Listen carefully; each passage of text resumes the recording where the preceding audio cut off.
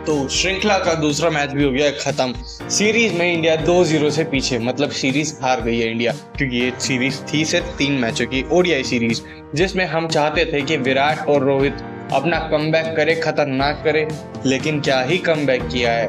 रोहित शर्मा पहले मैच में 8 रन, दूसरे मैच में 72 रन, और विराट कोहली के नंबर तो स्टिल सेम है, बस बॉलों का फर्क आया है। पहले में 8 बॉलें खेली, अब 4 खेली।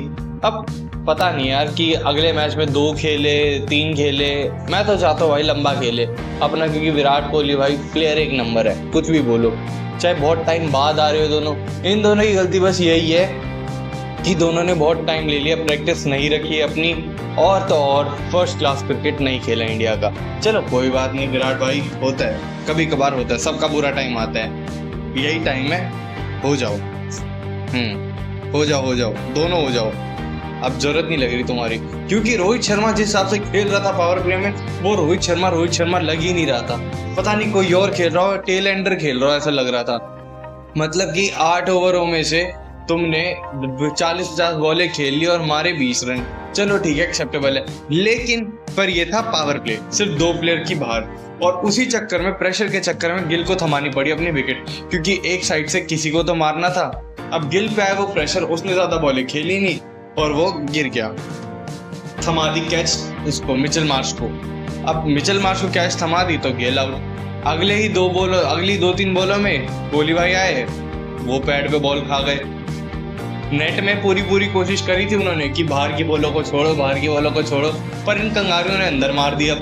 विराट भाई की कोई गलती नहीं है भाई इसमें, ये कंगारुओं की ही गलती है। जब इतने दिनों से बाहर मार के आउट कर रहे थे, क्या जरूरत थी अंदर पैड पे मारने की, है ना। गलती उन्हीं की है, विराट भाई ने कोई गलती नहीं करी भाई, प्लानिंग थी उनकी। श्रेयस अय्यर भाई साहब, ये बंदा जब से खेलने लगा है ना, अपने स्टांस चेंज कर करके, टांगे खोल के, ये क्या खेल रहा है भाई, हर बॉलर को फेस कर रहा है, मतलब कि इसको किसी में प्रॉब्लम ही नहीं हो रही। बेचारा जबरदस्ती का जंपा पे आउट हो गया, लेमन कट लग के विकेट पे लग गई बॉल, हार्ड लक, यही बोलेंगे। हर्षित राणा ने फिर प्रूव कर दिया कि वो क्यों है गौती भाई का फेवरेट।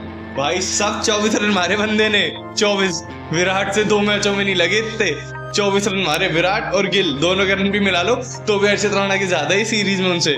भाई साहब क्या खेल रहा है ये और उसके बाद विकेट आया, ट्रेविस हेड की ले गया विकेट।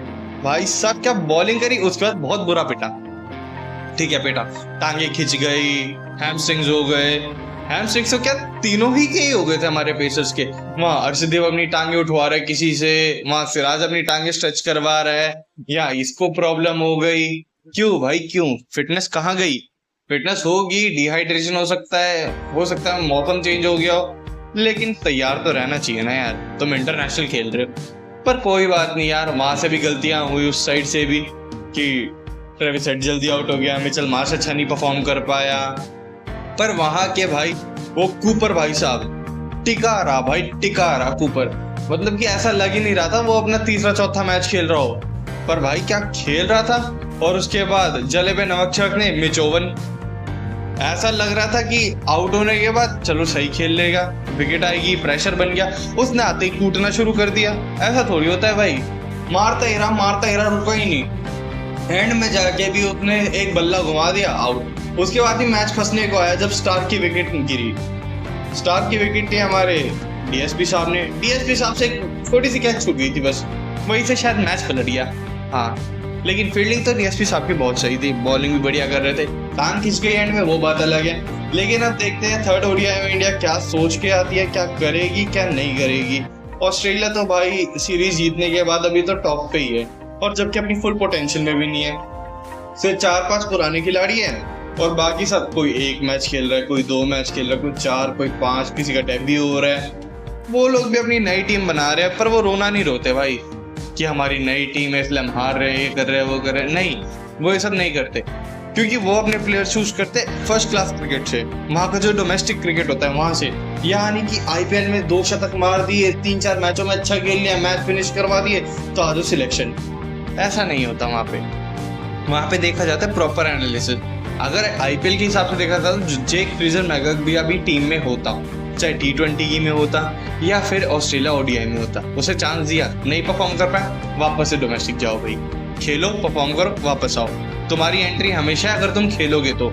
और इनका बैकअप इतना तगड़ा है ना भाई, ऑस्ट्रेलिया को बैकअप के नाम पे उनके पास सब है, ओपनर्स के बैकअप है, बॉलर्स के बैकअप है, सबके बैकअप है।